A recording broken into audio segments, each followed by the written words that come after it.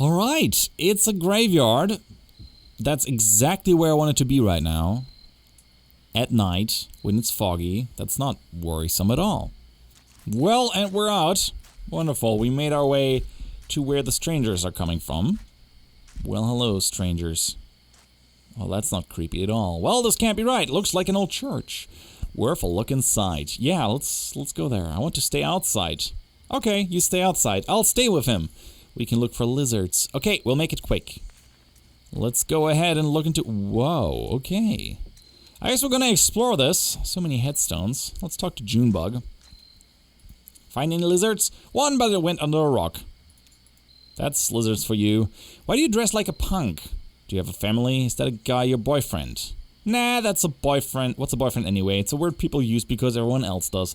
Doesn't mean anything to me. He's my cricket. See, it means something. It's specific. I want to be specific. I think you are. It's the middle of the night and here you are in the graveyard. Any other kid your age would be in bed. You've just to make choices and own them. You think I was born this foxy? I came off the assembly line about a half foot shorter and all gray, no eyes. They were going to have us clearing out the old mine. Doesn't matter what you look like under all that rock and water. A bunch of gray shadows shoveling and hammering invisibly at the walls, draining the tunnels. Johnny found some gear and an old tape player. We hid away in an underwater cave and listened to it over and over again, and we knew we weren't miners. We slipped out onto the road, just those two featureless shadows, and ever since that night we've been detailing, coloring in, specifying. I feel more like myself every day. Ezra, I feel less myself without my folks. I feel more like myself when it's just me and Julian. I think I should be a musician too. Let's go, you feel more like yourself with Julian. Well there, now you're getting specific. Oh, and we're out of the church. What did we find? Monsters? You're not gonna tell us? There you are! What'd you find in there? It wasn't... Hey, what's going on? You look flushed, old man. It doesn't matter. Right, okay, we got what we need. Let's go. I kinda wanna know what you saw in there, honestly. I'm kinda intrigued. And back at the Hall of the Mountain King. Can we now use Xanadu? Or are we gonna talk to... Let's talk to Donald. Let's see if it helps.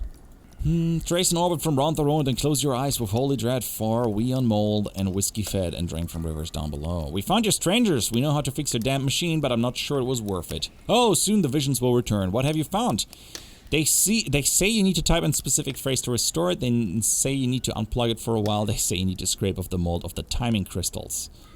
Sure, but the mold... Of course, too much mold on the timing crystal would send the simulation adrift. Each moment lived out of sync. By all means, yes, clean the timing crystal.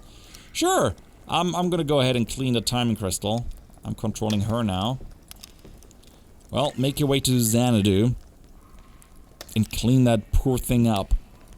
Gunked up. That's probably, would be a good thread on tech support go on Reddit. One of my favorites.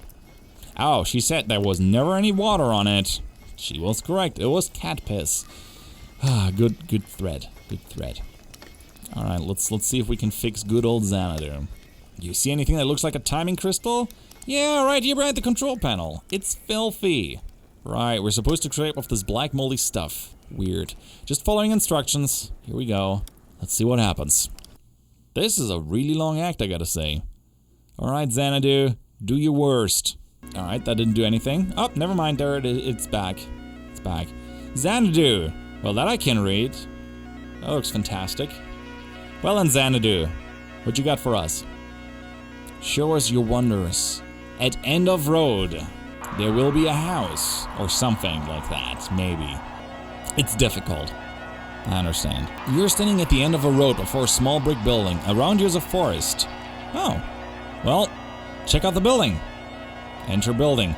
Oh, it's like Zork. We're playing a text adventure. Love it. Inside building. What a wonderful vision. Ugh, the sound. Is that a mixer? No, that's a lamp. Lantern or some sort of thing. You're inside a building, a storage shed for the National Park Service. There's a sensible modern electric lantern nearby. Well, let's get the lantern. Taken. Exit building. Enter forest. That's not something you can enter. Just type a direction. North. I don't know where north is. Oh, we're back in the forest. Okay. We're actually playing a game right now? You are an open forest with a deep valley to the side. Head back south to that building. Can we climb a tree? Climb tree. I don't think much is to be achieved by that. Sorry. Can we dig a hole? Dig a hole. You can't see any such thing. Pretty limited vocabulary. South. You're in the forest. Hey, it's a maze. I do not know where to go. West, you're in the forest. Lula is in here, soldering replacement components in a small handmade radio. Oh, we should talk to her. Ask Lula how she's doing. Hi Donald, I'm getting the strangest interference out here. I've been tuning the radio circuits gradually as we go, swapping capacitor values and tweaking resistor networks. It was working for a while, but everything I can pick up sounds so distant and muffled. Lula hands you the radio.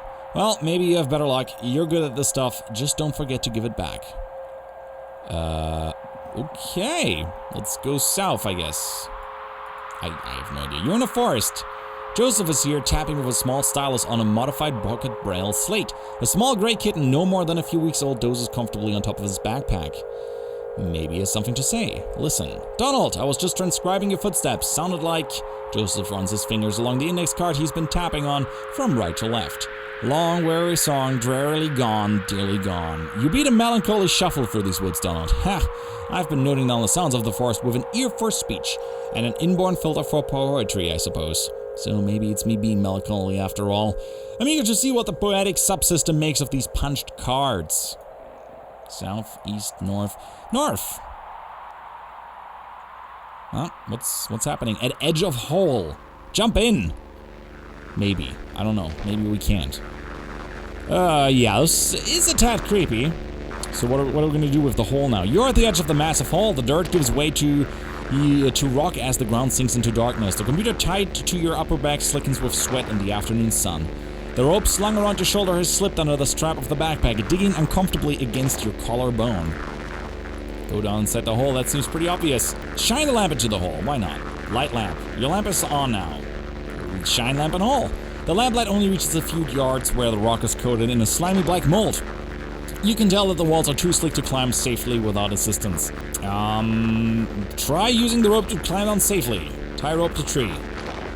And down. Your feet slip a few times on the slimy rock, but you remain stable. Lula and Joseph descend carefully after you. Are we out? In bed quilt. Yeah, this looks reassuring. We're in some sort of cave. You're in bed quilt, and a long east-west passage with holes everywhere. Joseph and Lula remove the computer equipment that are carrying on their backs and begin setting up. That's the last trip, so everything's down here now. Set up the gear. I only understand you as far as wanting to set up the above. Set up the above? Lula looks pensive. What's the gear they're carrying? Ask her about the cave. Ask her where the treasure is. Ask Lula where treasure is. Ha! If we knew that, we wouldn't have to set up down here. I know you think this environment will help our project get us in touch with a deep romantic reverence for some kind of profound natural spookiness, but I was more comfortable in our lab. The university picked the worst time to cut our funding. Typical institutional stinginess and academic politics. I mean, I felt like we're getting really close to something. Anyway, I don't know if it's sustainable down here, to live and work here together. What's the gear they're carrying? Sure, Donald, we may as well take inventory. I've got the tape machine and the synthesizer part we borrowed from the School of Music. It's all tuned up to my voice so we don't have to type so much. Joseph has a slate and the punched cards he's transcribed from the poems we read him. You got a typewriter and the paper tape reader. And you've got the CRT display. How's the back holding up? Joseph looks uncomfortable.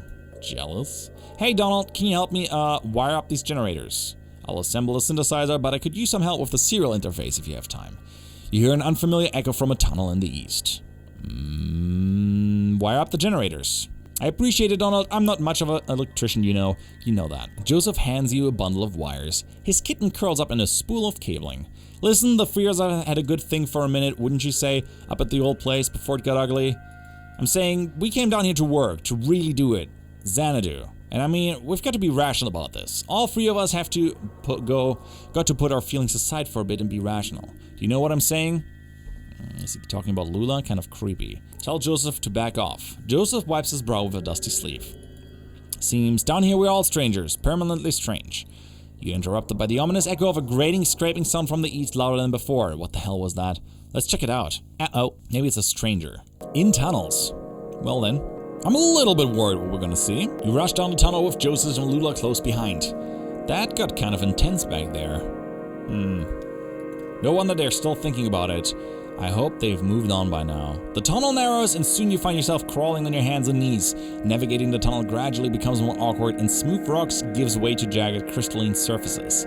Scratches and taps echo from the end of the tunnel, some short and piercing, some slower and groaning as if dampened by water. The tunnel opens into a large room. In Crystal Room.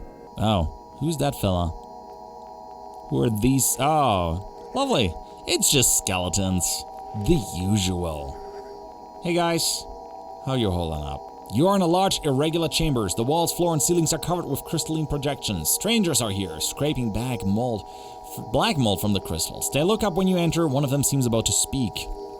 Let's listen to what he says. The stranger reaches for a box he's carrying, presses a plastic button. The box whirs to life and a crackly voice blurts something unintelligible, then slows to a deep gurgle. He looks at his companions momentarily in confused disappointment, then he returns his awful gaze to you. Joseph flees through a tunnel to the north. Lula flees through a tunnel to the northeast. Follow Joseph. Run northeast. Joseph scrambles across outcrops of crystal as you struggle to follow him in the dark. He calls back breathlessly. What happened to Lula? Lula, are you back there? Stay and look for her. Stay and look for her. Look for Lula. You can't see any such thing. Donald, you have to find her. Make sure you find her. Joseph climbs through the cave into the darkness. Look for Lula. You can't see such thing. The strangers return to their work, scraping the crystals. There's no sign of Lula now. You should leave. Well, and we lost Lula. In Bedquilt. Okay, we're back before. You're in Bedquilt, a long east-west passage with holes everywhere. Joseph is here, panting for breath. Damn, did they follow us? Where's Lula? He seems pretty scared. May as well wait. Let's search for her. Search. I only understood you as far as wanting to search. We have to be more specific. With the equipment? Search equipment. The various computer and audio equipment cast angular shadows into the tunnels as you scan slowly across the pile. Nothing. Back outside? Search outside. You grab hold of the rope and slowly climb up. Your days lecturing on esoteric computer science topics did not prepare you to scale cave walls with rope. Your evenings gathering with friends to roll dice and consult fanciful illustrated charts, however, prepared you for the likelihood that this climb could ever end badly. You carefully descend back into the cave. Lula emerges suddenly from one of the tunnels. Is it you or more shadows? Lula advances carefully. It really is you, isn't it? I got lost out there in the tunnels. For a while I thought I was running in circles or some kind of labyrinth. Every rocky wall and floor looked the same. Finally I ended up here. I hid out for a bit, waiting for you. I heard voices, but I wasn't sure, not after what I've seen. While I was out there, I spent some time on the Zero. What? Why? Joseph, it's different than we ever heard. It's like real place. They pick up garbage, they deliver mail, they go to work, they go to church. My most vivid memory is a parade of images, like a walking dream or a slight lecture I never understand. A television, a scarecrow, a crystal, a feather, a sandwich, a CRT monitor, a bottle, an anchor. Joseph seems agitated. What's up with Joseph? It's Lula. You heard the same damn stories I have. There was a cathedral, Joseph, a cathedral. I'm not saying it's an ordinary highway. The cars that passed, the things that passed. Why you've got to be so damn fascinated, Lula? Why you've always got to go? It doesn't matter now, damn it. I'm leaving. To hell with you. We should stop him. Get back on track. We're so close. Divert Joseph's attention. You shout something at Joseph about the product you're working on together. You'll die in these damn cold caves, and what about those men? You know they'll come back. Tell them we can find somewhere to start a fire. Suggest finding somewhere to start a fire. You shout something at Joseph about going deeper. Did you hear their voices? They'll find you, but not me. I'm going back to the surface. Stop! Your stupid fight is ringing through the whole damn cave. Joseph is right. We can't stay here. I'm leaving too, but I'm not going back to the surface. I'm taking my station wagon and I'm heading down the Zero. Make sure she takes us with her. Get Lula's attention. You plead with Lula about your continued collaboration. I'll send you this tape when I'm done recording. I'll put it in the mail and you can see your damn machine does with it. Lula and Joseph have left. In tunnels. What is going on? Abandoned by your collaborators, your confidants, your companions, the only two among your colleagues with whom you ever trusted your gift of friendship. Pretty fake, sounds like the beardo has a heart broken. You wander the tunnels alone, dragging along the components of your unrealized masterpiece, Combing the underground passages for a new site in which to realize your vision. Sounds like a genius. How do you mean? Vain? Vanity. Ain't it the truth? My aunt Remedios, before she got into the whole ethnomusicography thing, she was a painter. Mostly nudes in oil. She had this model. I'll never forget him. Big, classical, physical guy. Looked like he was about to storm Troy. He made everyone call him the Colonel. Weaselzone and I saw this guy naked a lot. You couldn't help it. He was always posing somewhere in the house, chasing the light from room to room, while Aunt Remedios made a sketch of his profile or worked on the right mix of pigments for his abdomen. The Colonel had this magnificent hair, long black hair that ran down to the bottom of his shoulder blades. One evening, he was standing next to an open window in the back of the house. The sun was setting, early spring. I think it was kind of windy. Aunt Remedios was trying to get his hair right. She kept arranging it, like half in front of, half behind, running over his shoulder and laying across his chest in this very specific way. But it itched him or something, and he'd do this weird indignant shuffle thing. Or the wind from the wind would push it around, or he'd start and turn his neck when Weave and I ran by, or everything would be tangled again. The final product was a swirl of black lines billowing around the top of his neck. Weird thing is, I don't even remember his face now, just that black swirl. Probably the best she's ever painted. That was awfully specific. Back in the Hall of the Mountain King, basically where we are right now. This is pretty much a projection of where I've been walking around in this computer. So I do genuinely wonder how this relates. After what men have been many years, you stumble out a tunnel into a cavernous open space. Stalactites adorn the ceiling like grotesques. In the center of the room is an enormous rocky spire. This is where you will set up your equipment and establish your legacy. And build Xanadu. Oh no! So meta! My head! Now's the time to continue your work. Research assistance, 0. Realism index, 37%. Romance index, 2%. Mold coverage, 0%. You may hire a new research assistant, assign assistants to a task, or sleep until tomorrow. Sleep. Time passes. Now's the time to continue your work. Oh, okay. Do we have to fix this up? Sure, I'm gonna hire a new research assistant. Hire. Uploading job advertisement. You have hired Amy, who studies human-computer interaction. Hire another one. Uploading job advertisement. No new applicants. Try again later. Assign new assistants to task. Assign. You may assign research assistants to debugging, transcription, or speculation. Debugging. Hire. Assign. Can I assign more? Okay, nothing new. I guess I'm gonna sleep. Sleep. Time passes.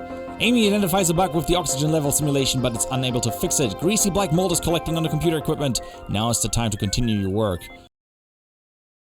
Years pass, mold accumulates, you and the remaining research assistants take to burning disused equipment in the center of the room. The black mold is intensely flammable and makes an excellent catalyst. It leaves behind a sweet narcotic perfume.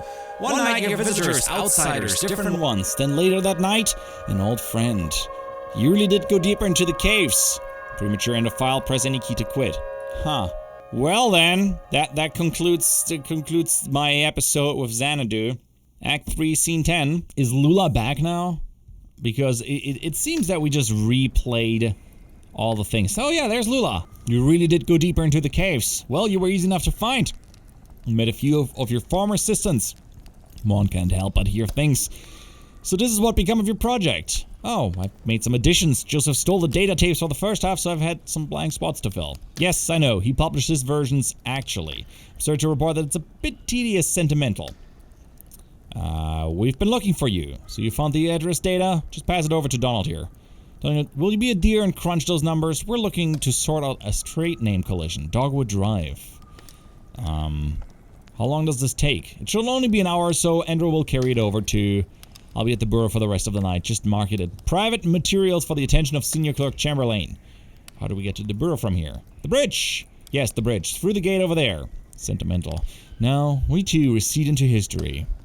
Good night, Donald. Meet me at the bureau and we'll get you on your way. Head counterclockwise to the cathode ray, then turn around, then just clockwise until you find the bureau. Okay, so first counterclockwise. Between us, I think you should drive. Well, I guess we're heading to the gate. Well, that was confusing, I guess.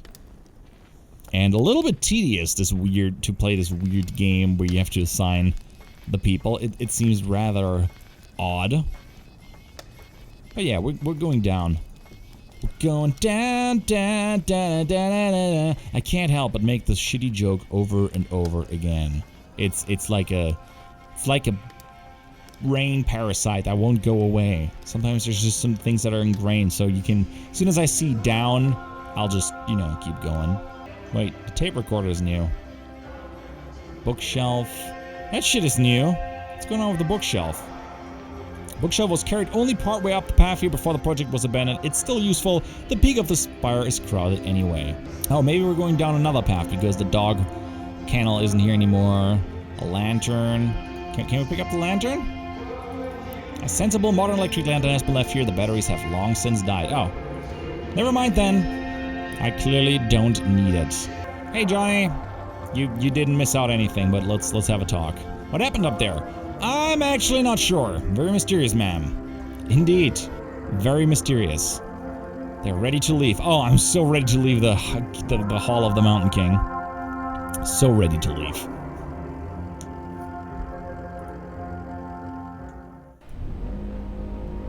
Alright, we're going counterclockwise until we get to the catalyst, and then we turn around. The cat carrier! No, no, no, we need the catalyst. The backpack! Nope. Catalyst, it needs to be the catalyst. Wait, oh, counterclockwise. I'm an idiot. That's not how you do. The cathode ray? I mean, it's a cathode ray, it's not the catalyst, but, you know, you never know. Might as well try. Nope, the anchor. Okay, we went the wrong way. Alright, let's see when the catalyst pops up. Nope, that's definitely not the thing I've been looking for. It sounds fancy. The cathode ray. No, that's, again, not what I'm looking for. The bottle. Close, but no cigar. Crystal. Come on. Give me the burrow. Oh. That kind of worked, I guess. Scene 11. That's one long-ass act. The Bureau of Reclaimed Spaces. We're so many people. Well, let's head to the reception.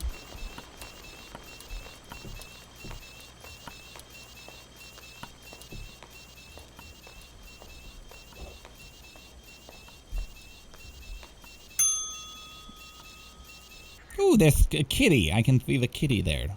Oh, there she is. Perfect. Lula. I don't have to walk up the elevator. Here you are. Marianne and the rest of the evening off, so I'm minding the desk. Any word on the address? The results just came in by courier. Good news. Donald and his assistants were able to sort through the noise. I had Rick cross-reference the results against some of our records. He found a corresponding mail stop on the Echo River route.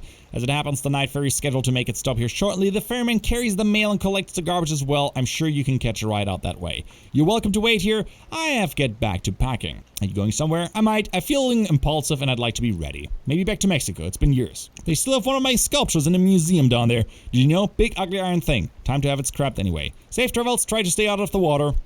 It's colder than it looks. It's damp. Well then, glad we got that figured out. So I guess we can just, you know, hit back. And she's clearly a robot. She's absolutely a robot. Kind of charming, if you ask me. Which you probably don't. Still charming. How long do we have to wait? Oh, who knows. Alright, what happened? Nothing. Hear that cricket? Nothing happened. Slow night. It's okay, you can tell him. It doesn't matter anymore. Fine. So we're in the graveyard. Oh yeah, right, what happened there? I'm really curious. And we're gonna figure that out in this scene now. Where the strangers come from. I like that jumping around. Curious what we saw in that church. So I guess we're gonna go into the church now.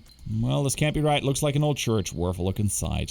Alright, I guess. Sure, you stay outside, that's fine. We can look for lizards. Okay, now we gotta look inside the church where we're gonna see the strange things. I forgot what they're called, where the strangers come from. And as far as I remember, they mentioned that the strangers were really disturbing. Oh, sit. Yeah, let's just sit on that bench. Nothing wrong with that. What could possibly happen with us sitting there? I don't know what I expected. The strangers, he kept saying. Kind of vague already, isn't it? Donald's a stranger. Hell, you and I are practically strangers. Listen, earlier, in the mine, I didn't want to talk about it, but what do you find down there? When I saw Weaver, she was on TV. I was testing a pretty simple tube repair, flipping through channels to check the saturation, and she was just there. It was kind of horrible. I mean, I told you she disappeared. Suddenly, ran away, but you thought she was dead. Yeah, I guess I don't like to say it. Dead. And then, the next time I flipped the channel too, Weaver. It's burned in my vision now. She's standing in a room. The walls are blank and kind of gray. There's tape on the walls, like markings and desks. A classroom, maybe. The camera's in the corner, so it's sort of 45-degree angle into the room, and there's Weaver right in the center of the picture.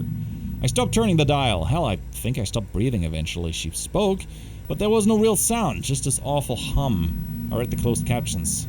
So she said to go to the mine at find something there. I can't remember her exact words. Whenever I try, I get distracted. Fuzzy, She coughs into her sleeve. It's so dusty in here, right? I hadn't noticed. Maybe it's me. I'm kind of allergic to... What the hell was that? Did you hear that? We should check outside. Oh, Aaron, we're going down. That I did not expect. We're going down to the lizard people. Listen up, folks. It's lizard people time. It's a lizard church. Come again? And the priest is a skeleton. Outrageous. Outrageous, I tell you. Alright. Now it's working again. That was very weird. Wonderful. We are a skeleton. That makes total sense. Visitors. The stranger activates the tape player slung on his shoulder. A crackly drawl echoes the room. It is patient and sounds like it should be smiling. Doolittle. My regrets. I hope it didn't keep you waiting long. We don't see a lot of foot traffic these days. I guess you hear about the job? I'm afraid we only have one opening at the moment. Horrible business. We're looking for some information about an old computer. Certainly, I'll tell you everything you need to know. I've only just met you, but I feel certain that there's a place for you here. I'll just take you over to meet a dispatcher. Show you the trucks, get familiarized. We can converse as we go. What is this place? Well, it's not some old church. Nope, I guess not, but still, it's some kind of reverence to it. And what's that smell like? Bread? Baking bread? Please follow me. Sure, Mr. Doolittle. I'm playing as the skeleton now. Cool! Fancy pants! I have to ask you to step in here a moment. This is for your safety and adjust your outfits just a bit. There's some protective headwear up on the wall back there. Please remove your shoes and eyeglasses. I'm not taking off my shoes. Oh, I understand. It's only a courtesy to... Well, do us a favor and put on the headwear anyway. It's this way. Yeah, screw you. I don't know what's going on. I don't even know why I want to be here. I mean, the skeleton's similarly glowing than the legs of Conway guy. So, what's going on with the that looked so cool. That was a really fancy effect. Huh, fascinating. Earl. I love the skeleton thing. This is Earl. He used to be a beekeeper, borrowed some casks to store his hive, but the interest accrued more quickly than the money. Oh, honey, now he works for us in logistics. Yeah, that totally makes sense, I guess. I want to say. Wow, check this stuff out. It must be decades old, but it's in perfect condition. You really like old electronics. Yeah, I've got it bad. That's why I got into the business. To keep old stuff like this running. Seems like such a shame to let it just fall into ruin, you know? Oh, fall into ruin. Like that computer back in the cave, Xanadu. Decades of engineering, thousands of years of mathematics and philosophy, all petrified into a living stone. How could you just let that fall apart? Yeah, it's kind of true. It's weird how we just do that. So, do we have to go here, or... Oh, I guess we can keep going further down into one of these cool little buggy carts. Yay! Do we get to drive one shuttle? We get to look at them. Oh, there's a bus, a shuttle bus, I guess. I like that. This is fun, using the degausser for whatever it's worth. Oh, we can't... Oh, never mind. We have to go back. So I guess we have to use the shuttle here. Here's the fleet. Haha. Oh, we just used these to get around internally. What do you do here? Oh, I'm a copywriter. Text on bottles and flyers, ad copy, that sort of thing. Discerning shades of heartsick lovers have long known the taste of hard times and held it in favor over all the other spurs. That was one of mine. So the trucks are just east a ways. In shipping, you can become acquainted with the dispatcher there. Give me the tap of the shoulder if you see something that catches your eye. Always happy to show off the facility's sublime machinery. What in the name of everything is happening in here? It's very bizarre. Oh, I get to drive around in this cart. I guess we're driving over to shipping. That's kind of neat, actually. What are we doing in shipping, exactly? Maybe we can ask for Dogwood Drive. That'd be nice. Here it is. Now I have to ask, as a matter of course, what kind of experience do you have driving trucks? I drive deliveries for an antique shop up until this last run. Aha! Precious cargo. You'll do just fine. And you can drive safely, can't you? I haven't any doubt now. It's only after what happened with Miguel this evening. I suppose that's all you must say. I like that. Never say more than you must. It's boastful and ugly. I do pity ill-fated Miguel. He was good company and slow to anger, but if we're speaking confidentially, well, with all the lost product to be repaid, bourbon and glass dashed across the interstate, and a few casks too, we're all thankful he had no next of kin. So, let's see if we can ring up the dispatcher.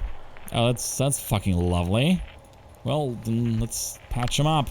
Starts the truck, switches on a CB radio, a deep monotonous voice drones from the dashboard speaker. 1020 on that reload, come back. One up in the Hummingbird Cave, 1012, City's Kitty. Good time, dispatch. We may have found Miguel's replacement, though you might like to get acquainted. 10-9, come again. Introduce yourself. Yeah, pleased to meet you. Tell dispatch something impressive about yourself. They're very well regarded here. You folks know anything about a moldy old computer? 99 wheel holder, gotta pay the water bill. So... They'll call before long. Let's take a look around the truck, huh? Headlights. Headlights work fine, see? Oh, this is great. That's important. Most of the product goes out at night. I agree. You never know who you'll run to in the daylight, and dusk can be treacherous, misleading with all that indirect light. The magic hour, huh? Drivers sleep in the day then. Sure. Those that sleep. Miguel pulled an extra day shifts when he could. Sometimes he'd help me, you know. Sometimes over in bottling. He shouldn't have been out driving at dusk. Weird shadows, soft light, dangerous. Headlights look pretty okay. That they do. Moving on. Tires. Oh, sure, I know what you want to look. Kick the tires, that's something we do, isn't it? As though our knees could exert that kind of force these tires sit out there on the road. We're more likely to hurt ourselves, isn't this the way? Sure, they're big machines, but they can be fragile. Absolutely, a truck deserves care and fearful respect, like a glass elephant. Miguel was a good driver, but he didn't have that quality of deference. What kind of man was Miguel? Miguel? I hope I'm saying that right. Conway sat in a dim room full of folding chairs.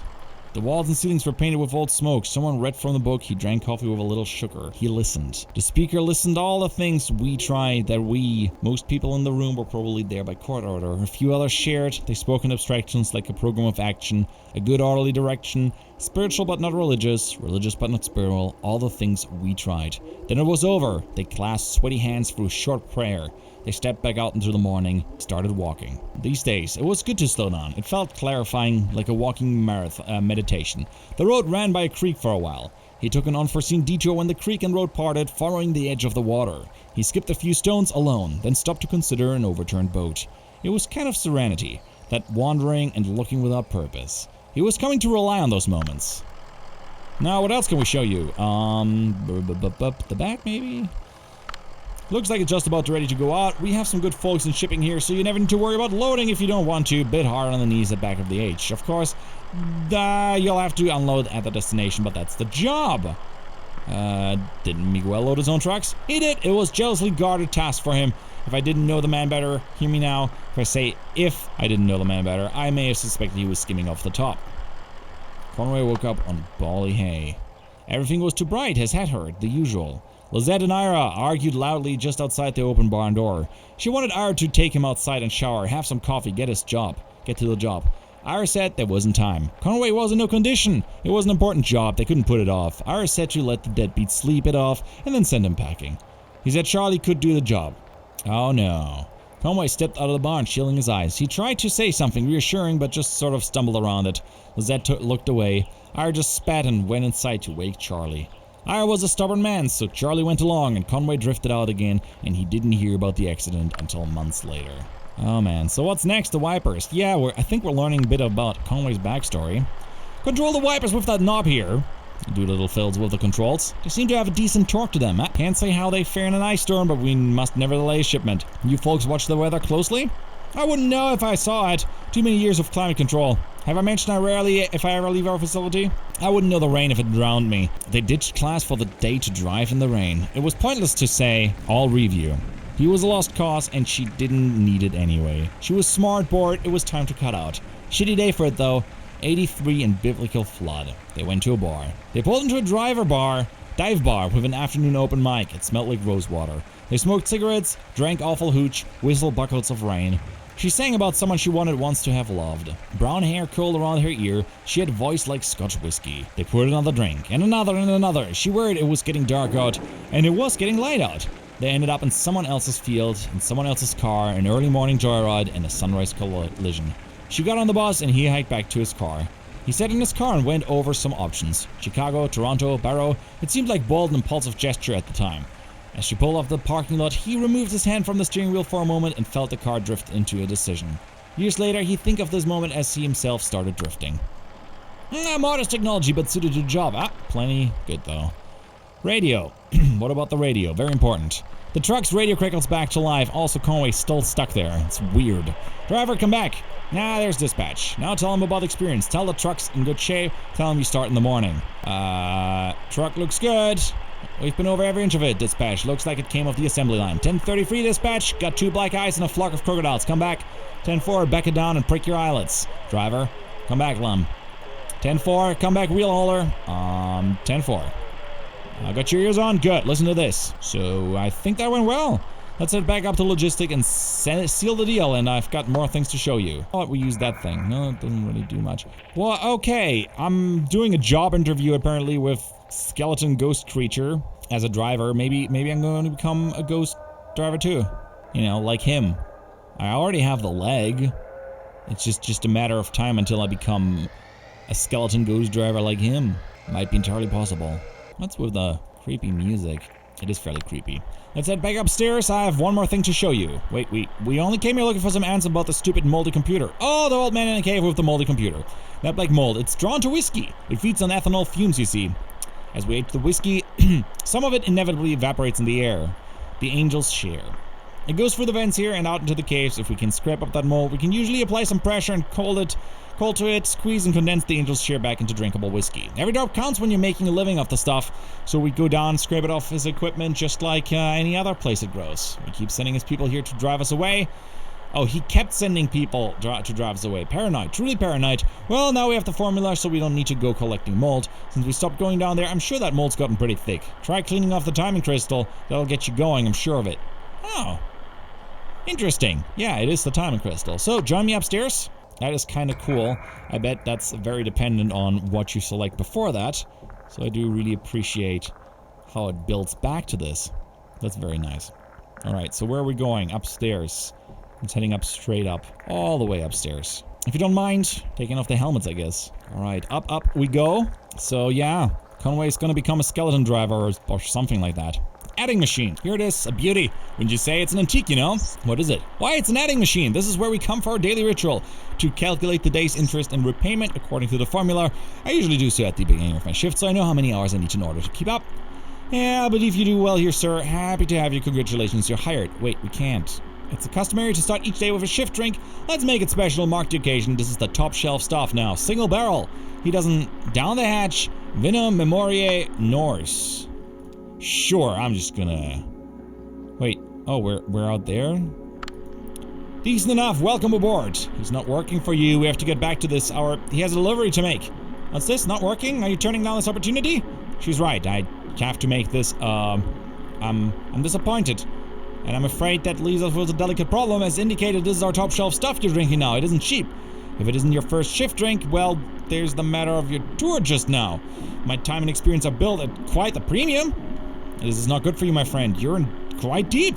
By my back of the envelope estimations, well, we have that in common, I suppose. All of us. Yes, I'm afraid you'll have to work this off somehow. It's just the way of it. What's happening right now?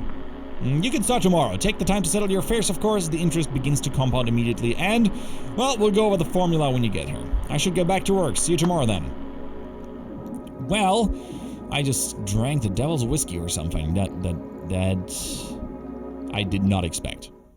Certainly did not expect. So I guess I start in the morning. I guess. I'm confused. It's just the way those things go, kid. Huh, well, it still gives us a few hours to roam, right? Where's that ferry? Well, I guess straight ahead.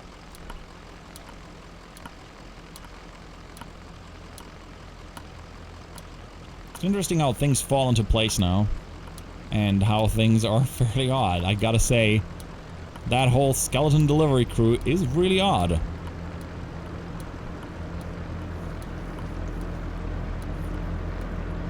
Oh yeah. It's the mammoth making the noises. That's adorable. Well, that was a fantastic act number 3. Thank you guys so much for watching. If you enjoyed the episode, please leave a like. I'm Weasel. I'm out, and I hope to see you around. Bye-bye.